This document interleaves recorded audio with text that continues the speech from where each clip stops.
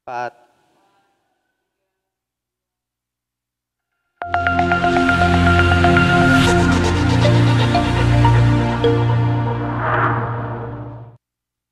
Puji Tuhan, selamat pagi Bapak Ibu Saudara yang terkasih di dalam nama Tuhan Yesus Kristus.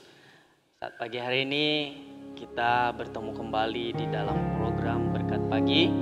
Dan puji Tuhan, di pagi hari ini sebelum kita mengawali hari kita mau terus untuk mendengarkan kebenaran firman Tuhan. Puji Tuhan Bapak Ibu Saudaraku yang terkasih, saat ini kita akan mempelajari suatu kisah yang dimana ada seorang nabi yang Tuhan percayakan untuk terus bernubuat, bahkan dia menjadi seorang penasehat bagi bangsa Israel.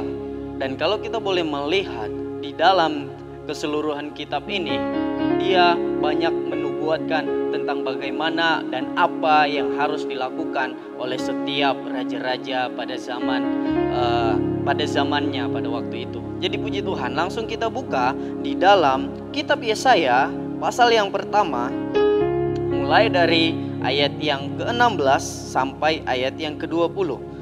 Yesaya 16 Yesaya pasal pertama ayat yang ke-16 sampai 20, firman Tuhan berkata, "Basuhlah, bersihkanlah dirimu, jauhkanlah perbuatan-perbuatanmu yang jahat dari depan mataku.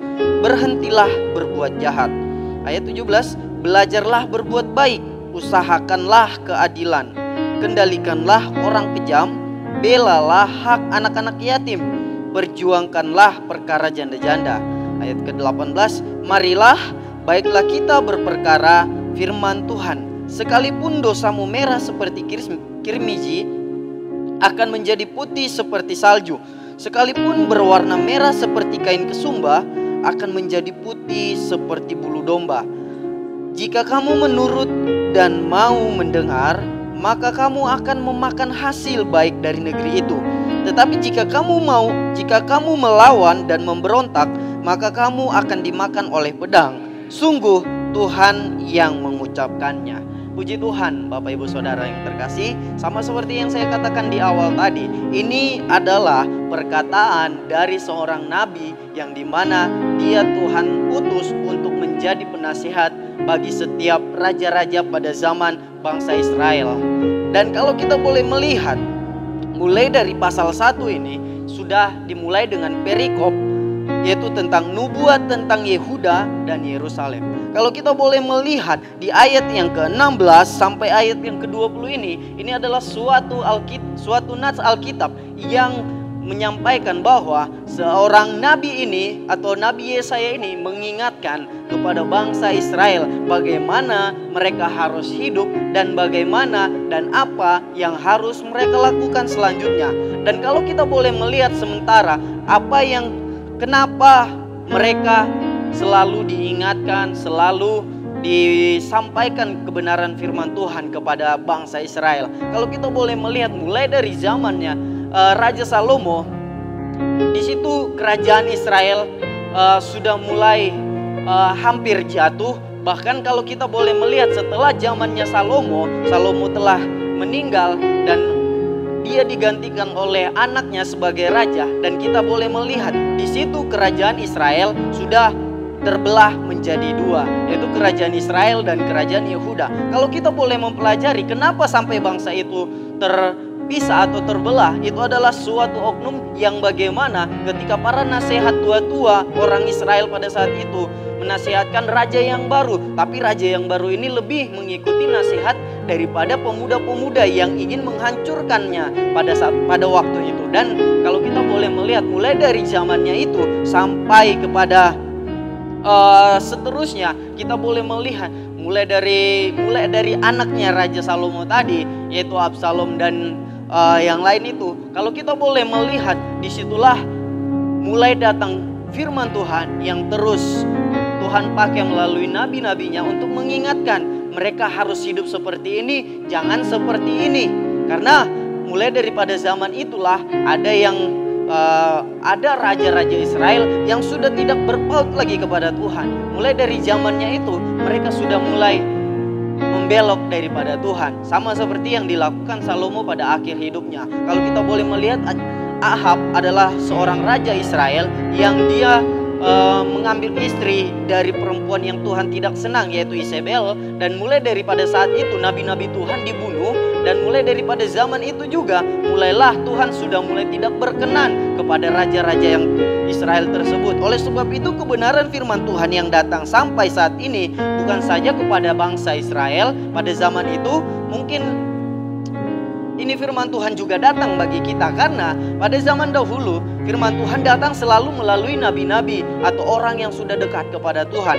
Dan kalau kebenaran firman Tuhan datang bagi kita melalui rekaman ini mungkin, atau melalui firman Tuhan yang kita dengar setiap kali kita beribadah, mari kita rubah tingkah laku kita. Karena kebenaran firman Tuhan itu untuk membawa kita, mengingatkan kita agar kita berjalan terus seturut dan kehendak maunya Tuhan. Kalau kita boleh melihat bangsa Israel ini, mulai dari zaman Ahab tadi, banyak yang sudah jauh daripada Tuhan dan kembali ke dalam Yesaya ini. Yesaya mengingatkan kembali kepada bangsa Israel. Firman Tuhan berkata, basuhlah, bersihkanlah dirimu, jauhkanlah perbuatan-perbuatanmu yang jahat.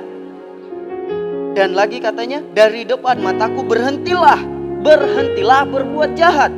Terus belajarlah berbuat baik, usahakan keadilan, kendalikan orang kejam, belalah anak-anak yatim, perjuangkanlah perkara janda-janda. Dan ayat yang ke-18 firman Tuhan berkata, marilah baiklah kita berperkara, firman Tuhan, sekalipun dosamu merah seperti kirmizi, akan menjadi putih seperti salju. Sekalipun berwarna merah seperti kain kesumba, akan menjadi putih seperti bulu domba. Kalau kita boleh melihat di dalam konteks ayat yang ke-18 ini adalah suatu peringatan yang Tuhan sudah kasih batasan, yang dimana mungkin itu secara pribadi manusia itu adalah suatu hal atau suatu kejahatan yang sudah melebihi batasnya. Tapi Tuhan masih sayang dan Dia masih mau mengingatkan kita lewat kebenaran firman Tuhan. Entah itu lewat siapapun Tuhan memakai orang-orang untuk mengingatkan kita. Mari kita seperti yang di ayat 16 katakan, basuh dan bersihkan diri kita. Kalau kita boleh melihat bangsa Israel itu adalah bangsa yang tegar tengkuk. Tuhan ingatkan melalui nabi-nabinya, mereka kembali lagi jatuh. Tuhan bangkitkan lagi supaya mereka ditarik kepada jalannya Tuhan. Tetap mereka jatuh lagi di dalam dosa-dosa, di dalam penyembahan berhalanya mereka.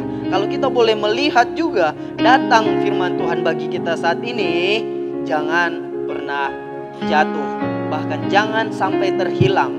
Amin. Sebab kebenaran firman Tuhan itu adanya memberikan kita suatu kekuatan untuk terus hidup di dalam kebenaran firman Tuhan.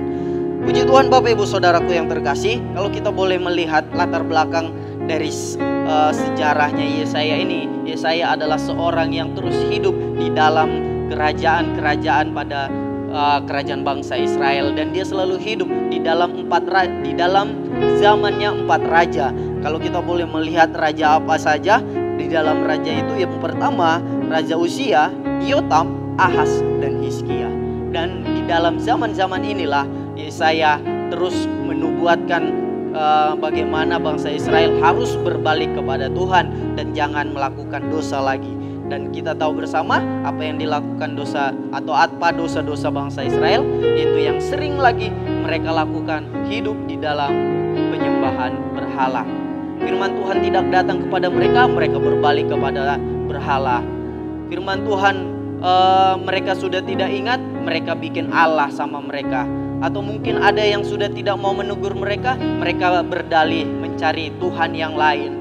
Nah, jikalau mungkin hari-hari ini ada dari kehidupan kita seperti bangsa Israel pada zamannya, mari kita bertobat dan kita lakukan apa yang baik di hadapan Tuhan. Sama seperti di ayat yang ke-16 tadi, Tuhan bilang, jauhkanlah perbuatan-perbuatanmu yang jahat dari depan mataku.